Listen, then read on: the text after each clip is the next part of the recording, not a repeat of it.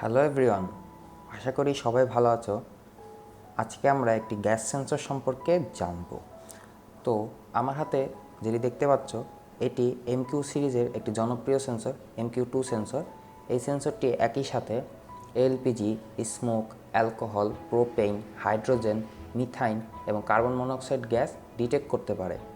এটি একটি metallic oxide semiconductor type device.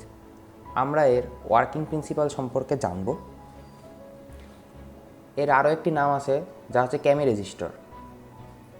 এটি বলার কারণ, এর যে সেন্সিং ম্যাটেরিয়ালটি রয়েছে সেটির রেজিস্ট্যান্স ভ্যারি করে যখন কোনো গ্যাস এর কন্টাক্টে আসে।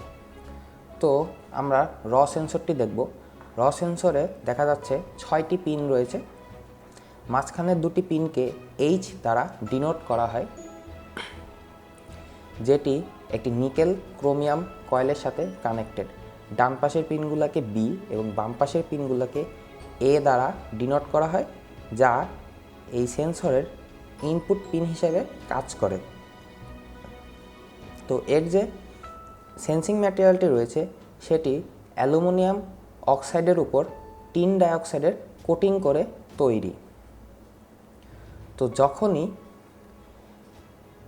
নিকেল ক্রোমিয়াম কয়েলের ভিতর দিয়ে বিদ্যুৎ প্রবাহ শুরু হয়, তখন টিন ডাইঅক্সাইড গরম হওয়া শুরু হয়, যার ফলে ক্লিন এয়ারে অক্সিজেনগুলো এর সারফেসে অ্যাবজর্ব করে, যার ফলে এর ভিতরের যে ডোনার ইলেকট্রনগুলো থাকে সেগুলো আর মুক্তভাবে চলাচল করতে পারে না, যার কারণে ইলেকট্রিক কারেন্ট ফ্লো বন্ধ থাকে।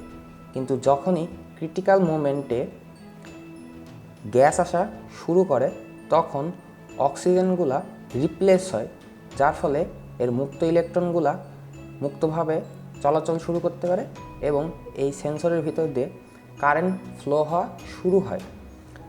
তো এই যে সেন্সিংয়ের যে ইউনিট, এটিকে সংক্ষেপে PPM বা পার্টিকেল পার মিলিয়ন হিসেবে বলা হয়। মডুলার সেন্সরে দেখা যাচ্ছে একটি সার্কিট বোর্ডের মধ্যে সেন্সরটি সোল্ডারিং করা।